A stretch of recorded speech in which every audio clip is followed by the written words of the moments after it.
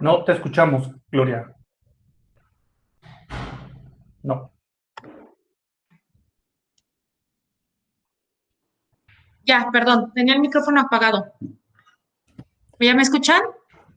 Sí, pues muchas gracias por aceptar la invitación y pues adelante, el foro es tuyo.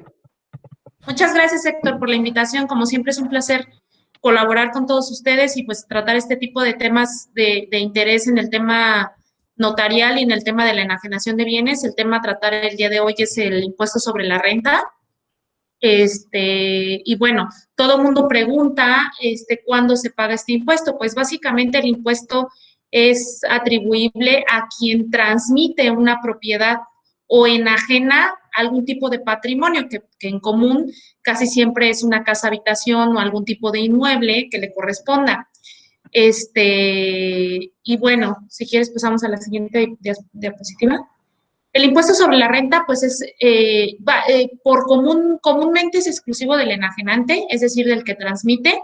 También se puede dar no solamente en los inmuebles, también se puede dar cuando tú transmites alguna cantidad monetaria o alguna acción, pero por lo regular es más común en el tema de inmuebles porque el notario, en materia notarial, es el retenedor del impuesto. Y normalmente cuando tú haces una enajenación de acciones o de algún patrimonio económico, no haces la declaración ante el fedatario público, normalmente la haces con tu contador o algunos, en muchos de los casos, no la declaran, pero la idea es que el impuesto sobre la renta grava la utilidad que esa persona que tuvo en su patrimonio algún tipo de bien, ya sea mueble o inmueble, al momento de transmitirla, le genera una utilidad. ¿Por qué le genera una utilidad? Pues porque en su momento la obtuvo de cierta manera y cuando la enajena, es decir, cuando la transmite, si hay un monto de contraprestación, ya está recibiendo algún tipo de utilidad. Comúnmente dicen, bueno, es que no estoy teniendo utilidad. No, la utilidad no es como una suma y una resta. La utilidad se graba por el paso del tiempo y por el desgaste que tiene el dinero en ese tiempo transcurrido y por lo regular, salvo que existe una devaluación o algún impacto económico, sí se va a tener una utilidad.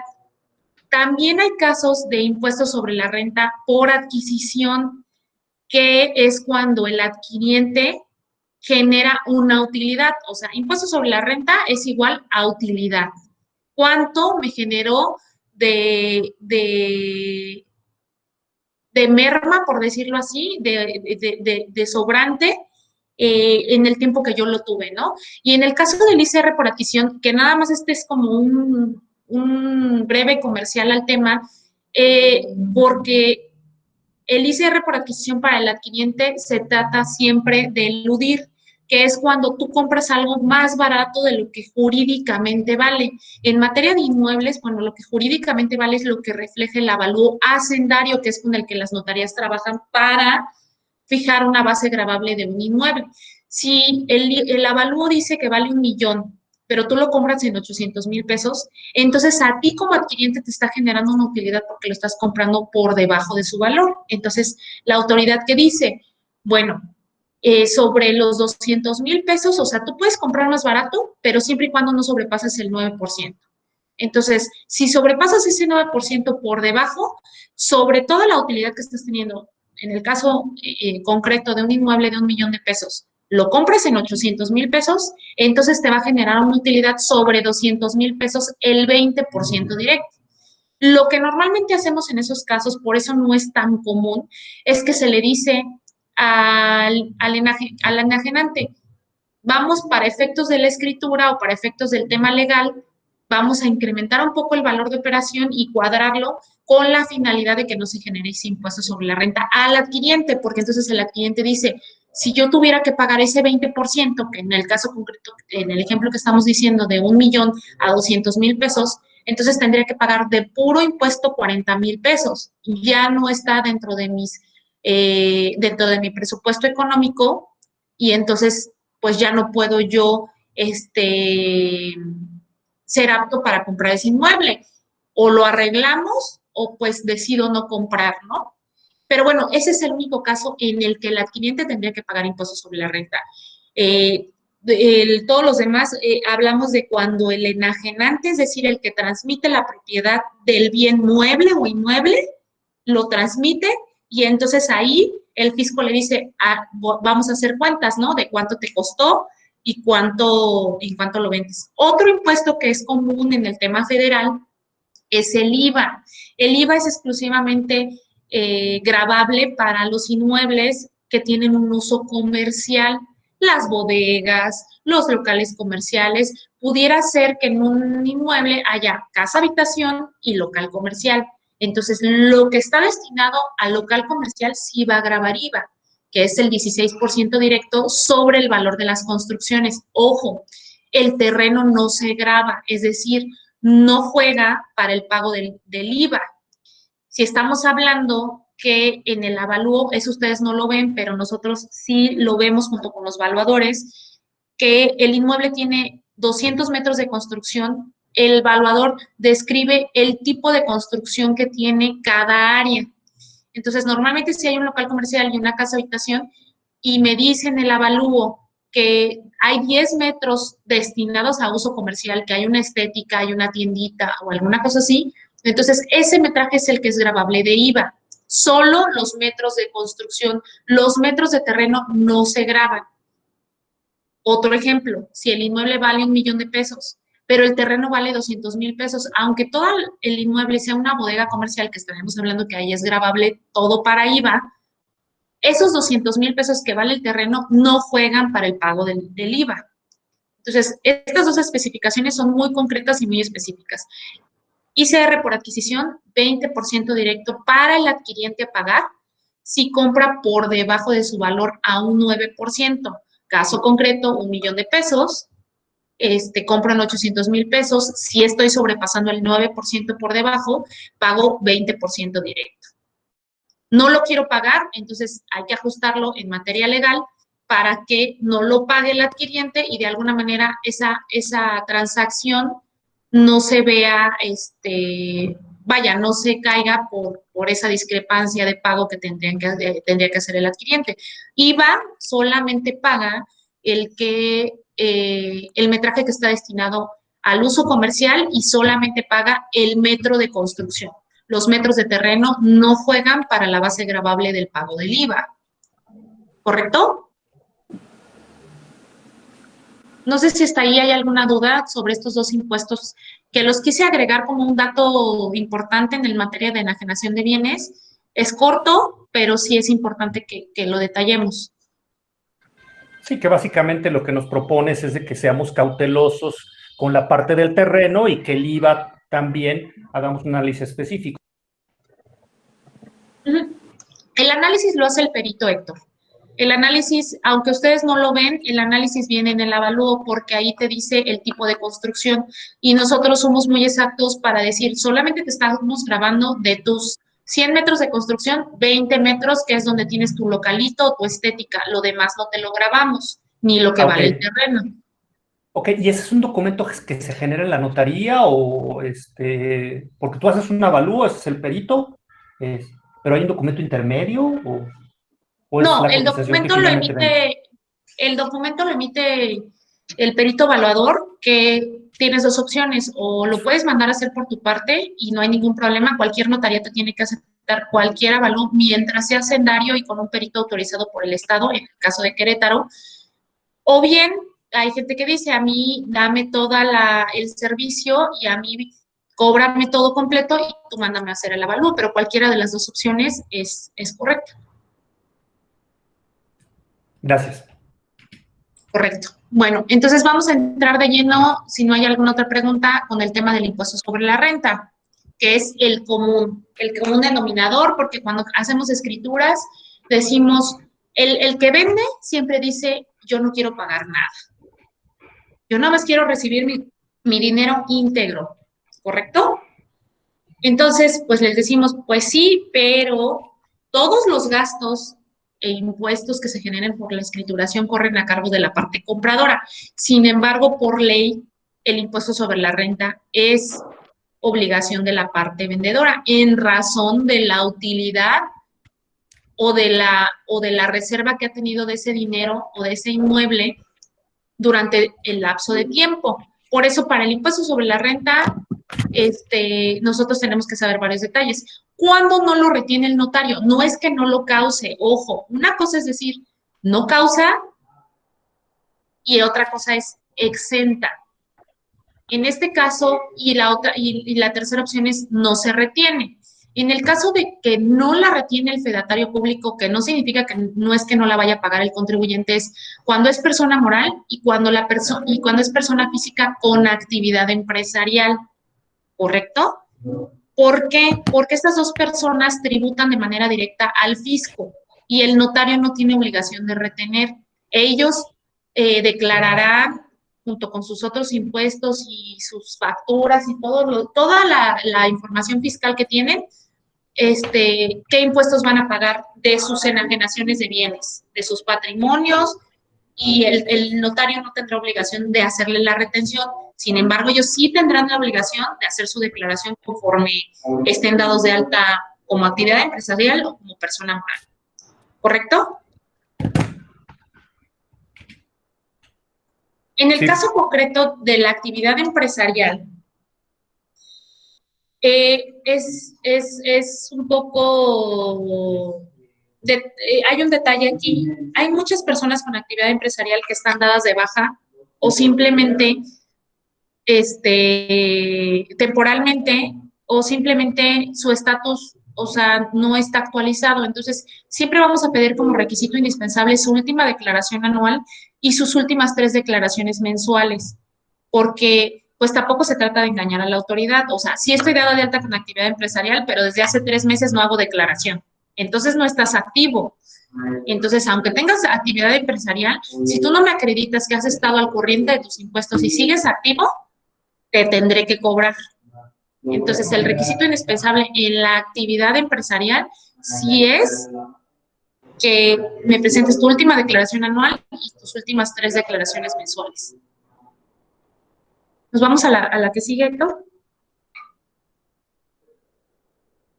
En el caso de, bueno, ahora sí, vámonos a los casos coloquiales en los que nos dice la parte vendedora, pues yo le vendo en $1,000,000, pero yo no quiero pagar nada. Ah, bueno, yo pago todo, pero el impuesto sobre la renta por la utilidad que usted ha percibido de esa casa, lo tiene que pagar usted. No, licenciada, yo no quiero pagar nada. Ok, perfecto. Entonces, hay soluciones para no pagar absolutamente nada. El fedatario te dirá, la notaría correspondiente te dirá, hay 3 maneras de exentar, las más comunes, que es con la identificación, que es como lo pueden ver en el primer cuadro, tu identificación oficial expedido por el Instituto Federal Electoral. En la ley, en el reglamento no han hecho la adecuación porque ya sabemos que ahora no es Instituto Federal Electoral, ahora es el INE, ¿no? Instituto Nacional Electoral, pero es lo mismo, o sea, vaya, se interpreta que es la misma institución. El segundo supuesto más común, estoy diciendo del más simple al más complicado.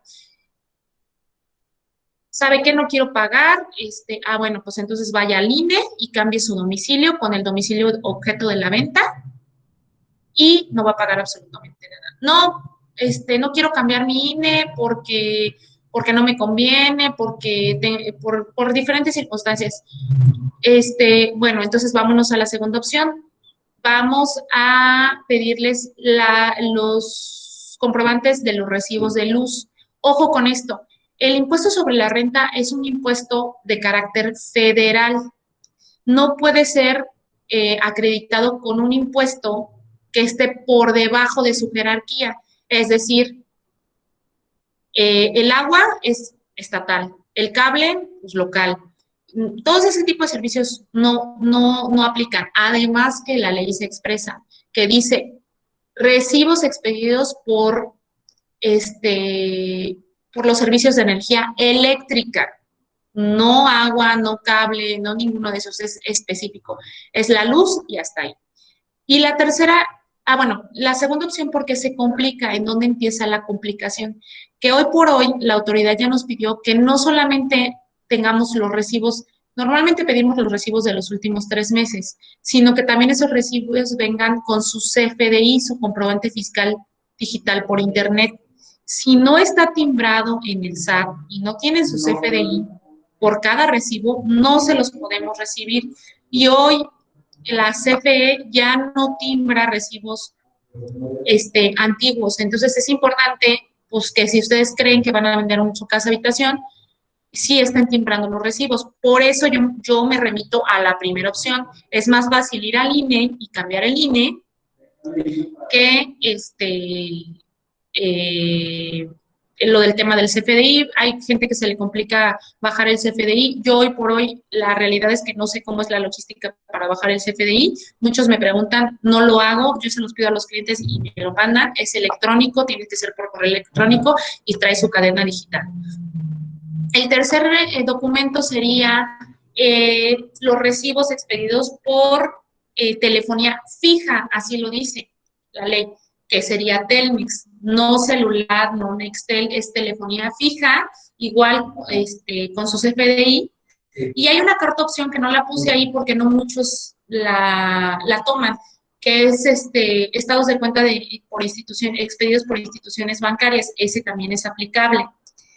Muy importante, además de cómo lo voy a exentar, el impuesto es exentable una vez cada 3 años. Entonces, es importante que si tú tienes pensado vender alguna casa o algún otro inmueble que aplique,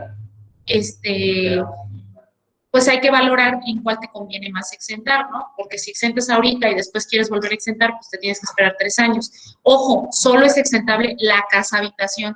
Los terrenos no son exentables, los locales comerciales no son exentables. El beneficio es cuando el contribuyente ha vivido ahí y tiene que acreditar que ha sido su casa habitación con cualquiera de estos 3 documentos que ustedes ven en la diapositiva. Pasamos al siguiente. Ojo, aquí hay una situación que el reglamento marca en las letras chiquitas. La ley te dice, se puede exentar con todos estos documentos, punto y aparte. Los documentos pueden estar a nombre del contribuyente, de sus padres, que son sus ascendientes, o de sus hijos, que son sus descendientes, en línea recta, cualquiera que sea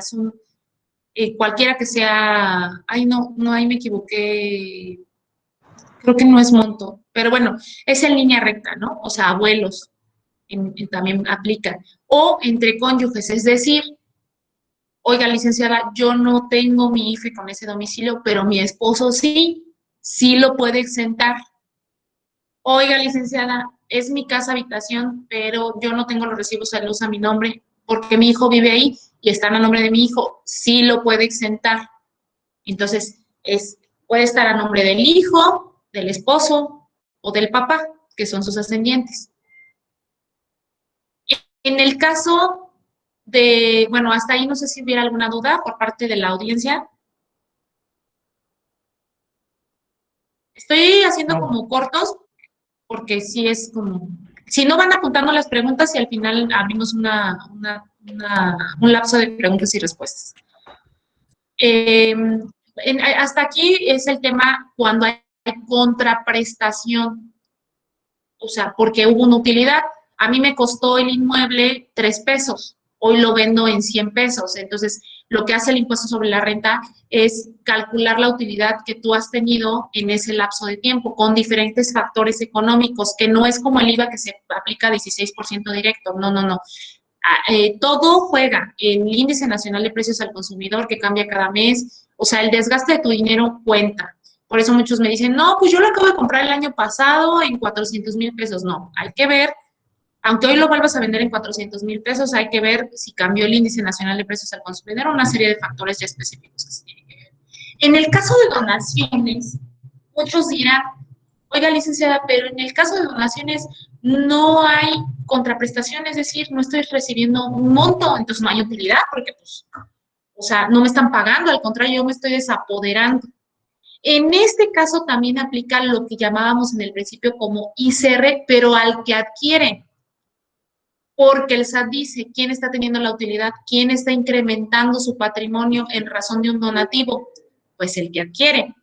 Solamente estarán exentos los que reciban, Ahí viene de mis padres a mis hijos, de mis hijos a mis padres, o entre descendientes o ascendientes en línea recta, cualquiera que sea el monto, no importa que la casa valga 1,000,000, 6,000,000, 400,000 pesos, cualquiera que sea el monto. Pero si mi hermano me dona a mí, entonces ni es mi esposo, ni es mi hijo, ni es mi papá. Entonces, yo, Gloria Ramírez, tengo que pagar el 20% directo por la utilidad que me está generando ese incremento de patrimonio a mis saberes. Entonces, sí hay retención en ese caso de donaciones.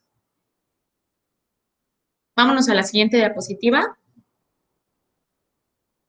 Bueno, ahora es importante especificar Oye, a qué le entonces, llamamos. Gloria, hay a Ajá, dígame. veces, y si tienes algún caso donde hay un intercambio de inmuebles, porque luego yo he visto esos casos donde, Ah, es la y permuta, dinero, que es la pregunta que sigue. Ajá, exactamente, a eso voy con esta diapositiva.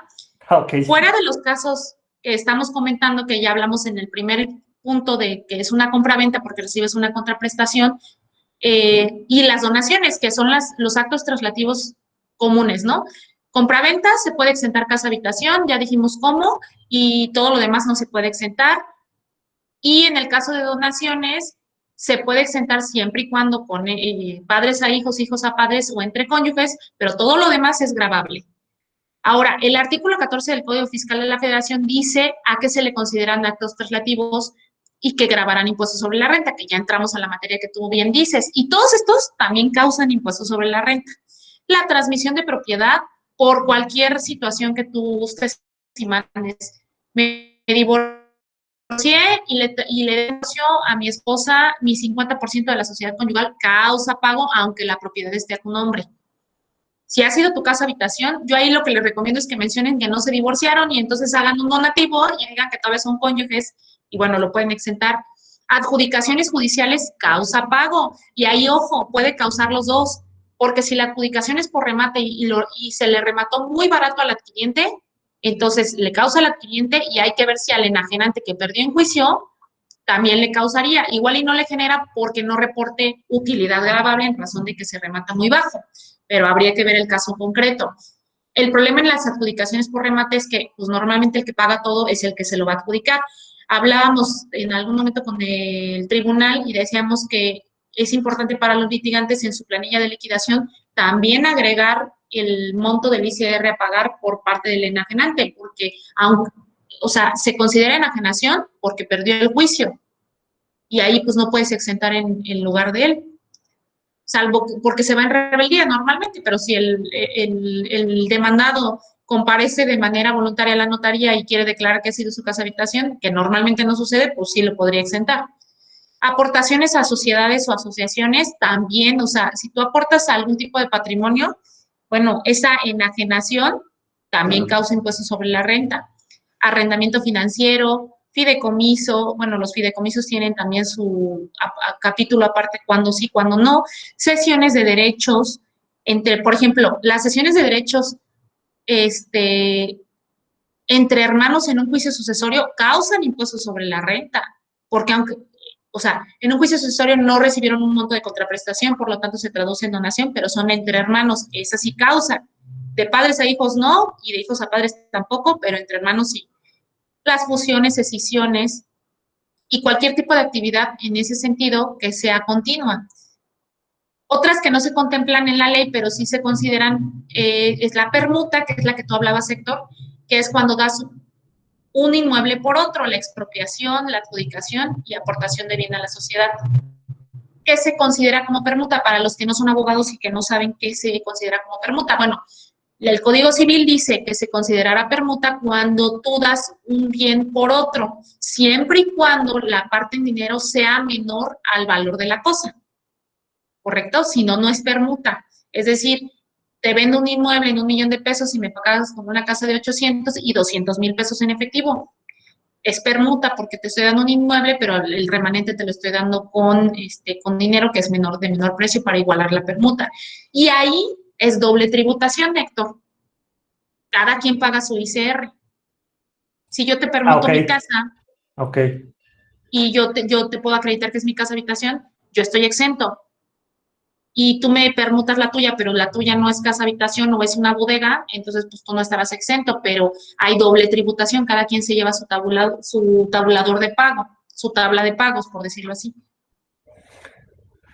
Ok, no, y como sea, porque incluso podría ser que al principio no fue permuta, pero después la cierras como permuta, como dación en pago, es decir, sustituyes la obligación y Mm. pasaría lo que Bueno, tú la dices, dación ¿no? en pago ahí sería diferente porque es en razón de algún antecedente de crédito, ¿no? Es que lo que a mí me tocó ver, que te estoy diciendo lo de dación en pago, es que se empieza a Ajá. celebrar una operación de compraventa de una casa. Oye, no alcanzo con mi crédito, pero entonces no pensaba vender mi departamento. Acéptamelo como pago. Entonces, en un inicio nació como compraventa y empezaste a llevar los trámites, pero pues la compraventa no se ha celebrado por notario, no se ha cerrado. Y en el Inter Ah, ok. cambias la forma de pago, estás en caso de doble tributación. Exacto. O sea, también aplicaría el impuesto sobre la renta, incluso en dación en pago, porque el fisco te va a decir, o sea, si bien es cierto, no estás recibiendo un monto exacto, lo estás dando un pago de una deuda. Entonces, contablemente se va, bueno, los que son contadores y están en la audiencia, no me van a dejar mentir, se va, tú lo tienes como deuda por pagar y ya es un crédito pagado, entonces lo vas a pasar a contabilidad, lo vas a dejar de como deuda por cubrir y ya va a estar cubierto, entonces genera utilidad también y grava impuestos sobre la renta. Ok, gracias. ¿Sí? Ay, perdón, la que sigue. Hay tres tipos para calcular el impuesto sobre la renta, que es cuando tú compras terreno y vendes terreno. El segundo es cuando tú compras ya el inmueble edificado y vendes el inmueble edificado, que es construcción contra construcción. Y el último es cuando tú compras terreno y construyes en el Inter. Y entonces ya cuando vendes, ya vendes una edificación. Son tres maneras diferentes. Entonces, ahí está, quiero ser lo más lógica y lo más sencilla para explicar esta parte porque es muy, si lo ves desde un punto de vista es muy lógico saber si voy a pagar mucho o poco ICR, al más o menos diría el cliente, o sea, de una manera directa sin ser abogado ni contador. El terreno nunca se va a demeritar, es decir, no va a bajar su valor. Normalmente los terrenos, el suelo siempre va a ir subiendo, subiendo, subiendo, subiendo, subiendo. Salvo que no haya urbanización y no haya, y aunque no haya urbanización, el terreno siempre tiene un valor agregado, incluso por mes, ya no lo llevemos por año, por mes. Entonces, los dos factores importantes para el pago de un impuesto sobre la renta es el tiempo y el tipo de inmueble que es. Y lo que más te va a afectar para pagar un ICR es si tu tiempo es corto, tu utilidad es mucha. Y el segundo factor es tiempo y el tipo de bien. Si es terreno, seguramente te va a generar mucha utilidad. Y si lo vendes en un corto tiempo, mucho más. Si es construcción, la construcción tiene una gran ventaja, que cada año tiene un 3% de demérito. Es decir, si ya pasaron 20 años, pues ya trae este, un 60% de demérito. Entonces, entre más antigua sea la construcción, pues ese transcurso del tiempo y que tú hayas adquirido ya construcción, te va, si es mucho tiempo y es una construcción, entonces ten por seguro que vas a pagar muy poco. Y en el caso de cuando tú compras terreno y construyes, ahí juegan varios factores, depende de si tienes cómo acreditar eh, lo que tú invertiste para la construcción. Entonces, que en este tercer rol es cuando juega lo que la ley dice el 80-20. Si no hay manera, no hiciste terminación de obra, no determinaste, la ley te dice que cuando no puedes determinar cuánto le diste de valor en ese momento cuando terminaste la obra al terreno en la construcción, te dice 80% para la construcción, 20% del terreno. O sea, porque ese 80% va a tener el beneficio del 3% de demérito. Entonces, también es importante como ese rol. Entonces, es bien fácil, o sea, en conclusión son tres. Terreno, cuando compro terreno, vendo terreno. Cuando compro ya edificado y vendo edificado. y cuando compro terreno y vendo edificado. Beneficios, pues que la construcción sea antigua y que el tiempo sea muy largo para que mi dinero sí tenga un desgaste. Contras, pues que sea terreno y lo vendo en corto tiempo, porque entonces mi utilidad va a ser mucha, porque en corto tiempo el terreno seguramente cada mes subió su valor y mi dinero lo tuve por muy poco tiempo, no tuvo casi un desgaste de factor de actualización, porque se actualiza tus pesos, los pesos del 90 a los pesos del 2020, ¿no? Otro factor que te va a ayudar para no pagar tanto impuesto sobre la renta, pues que automáticamente la ley te va a tomar un 10% del costo de lo comprobado. Un 10% sí te lo va a tomar para que lo considere como una deducción al pago de tu impuesto sobre la renta.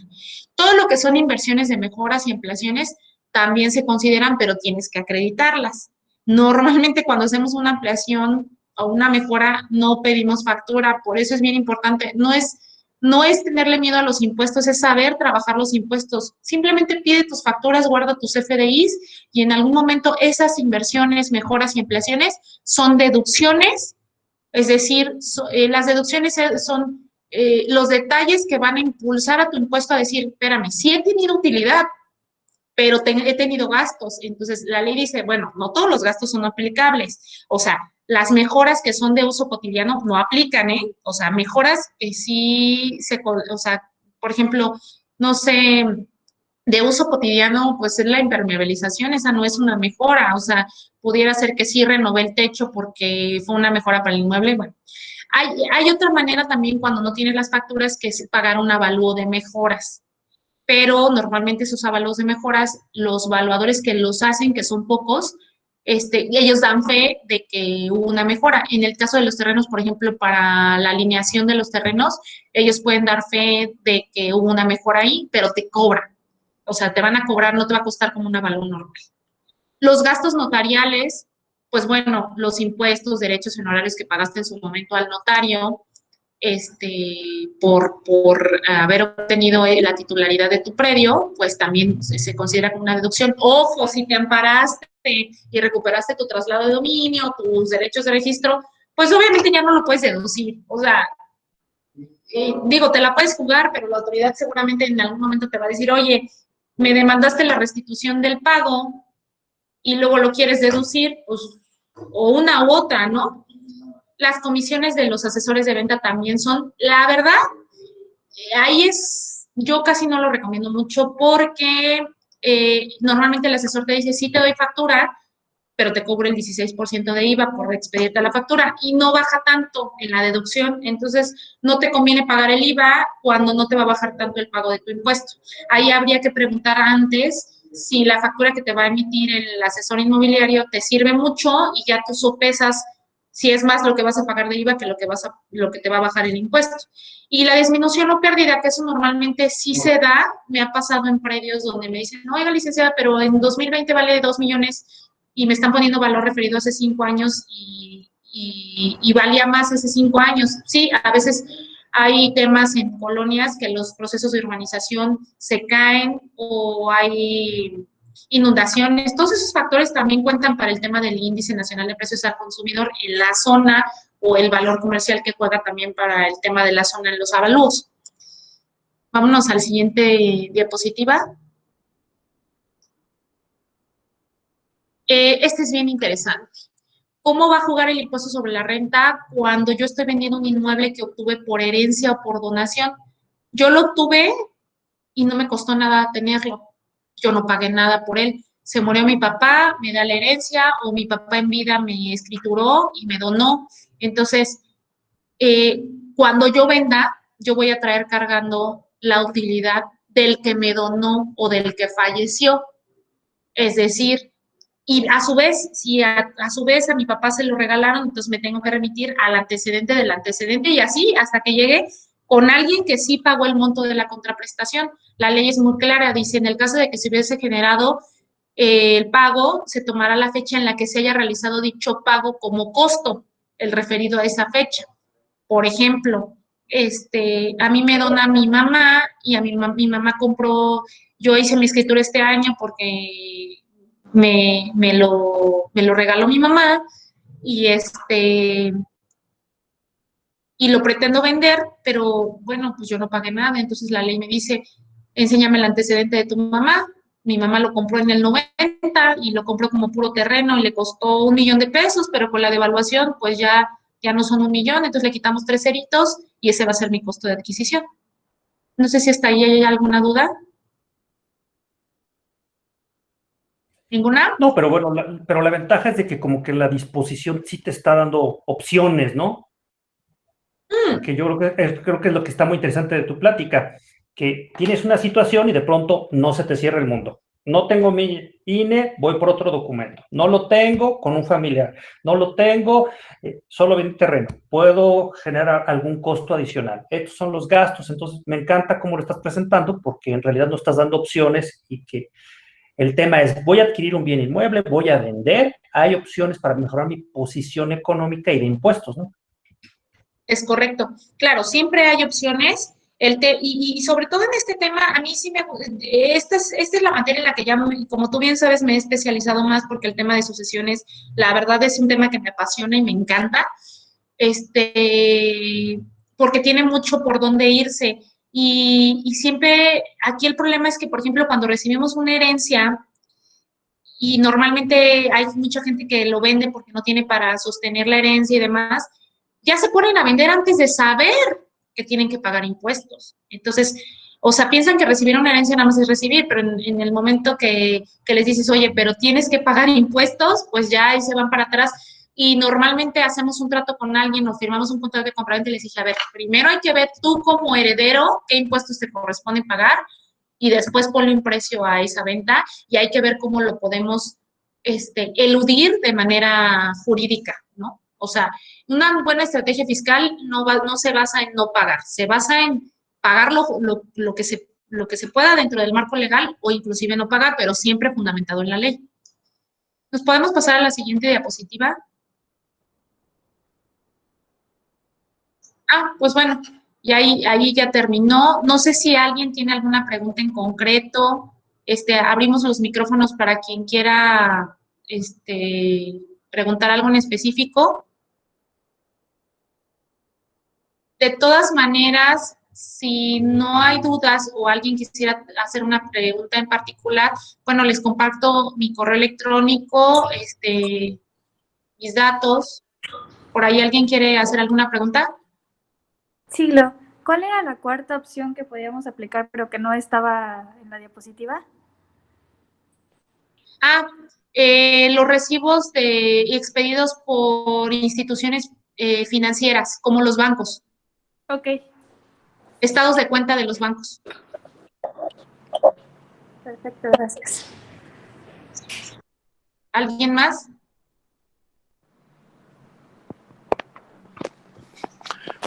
Señor Salvador, ¿cómo está? Buenas tardes. Hola, buenas tardes. Bien, ¿y usted? Bien, bien, dígame. Eh, en el caso de que no se haya hecho una escritura, sino que se haya elaborado una eh, carta a poder, Ah, esa pregunta es muy buena. O sea, usted tiene un poder, no hizo escritura y va a vender con un poder de otra persona. sí, así es. ¿Hasta cuánto tiempo, o sea, me puedo ir con poder, con poder, con poder? O sea, cuando la autoridad me va a decir, ¿sabes qué? Ya escritúrala para que me pagues. Jurídicamente, el poder no tiene una temporalidad y normalmente ese tipo de poderes son irrevocables y el Código Civil dice que cuando son con carácter de irrevocables subsisten aún después de la muerte. Sin embargo, el criterio jurídico en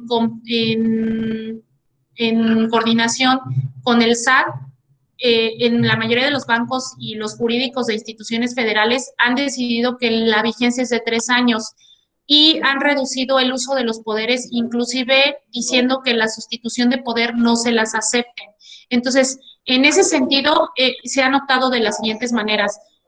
No sustituir poderes irrevocables para evitar la evasión fiscal, no emitir poderes con vigencias no mayores a 3 años, y si el poder no tiene de manera expresa la facultad para que usted pueda exentar el impuesto sobre la renta como casa habitación, no le podemos aceptar la exención tendría que decir en el poder expresamente que se le da la facultad para exentar casa habitación. Si no lo dice, no lo pueden exentar a nombre de alguien más. Y ojo, porque ya me pasó con un cliente. Exentó porque tenía la facultad expresa, sin embargo, le llegó el requerimiento del SAT porque le decía, o sea, le dijeron, sí, pues sí se lo pagaste a la notaría, pero el contribuyente era el que jurídicamente era el propietario y le requirieron al apoderado porque lo ingresó a su cuenta. Entonces, en el momento que le ingresó el dinero a su cuenta, el SAT le requirió. Y no le sirvió el recibo que yo le di porque estaba a nombre del propietario jurídico. O sea, resumiendo, debes, si te otorgan un poder, debes de escriturar a los 3 años o antes. En conclusión, sí, yo lo recomendaría y yo hoy por hoy no recomiendo el uso de poderes. El SAT ya, yo creo que no más de un año, va a eliminar este tema, porque hay mucha evasión fiscal en ese detalle. Sí, porque inclusive puedes irte de poder en poder en poder. Exacto, eso es lo que se está evitando. Potencia.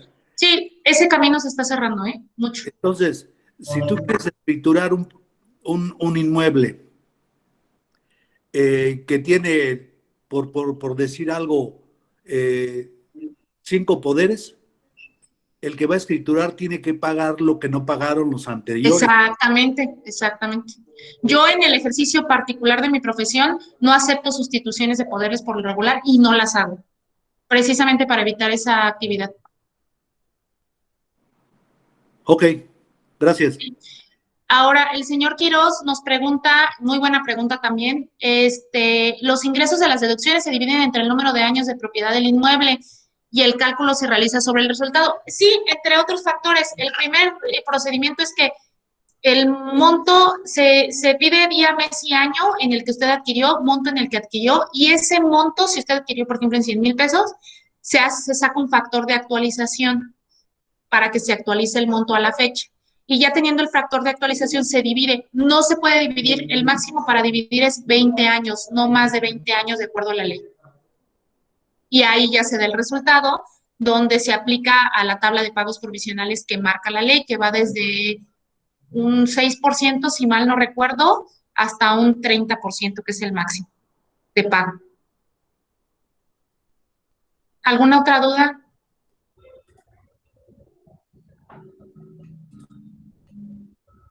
¿Una? ¿Alguien más?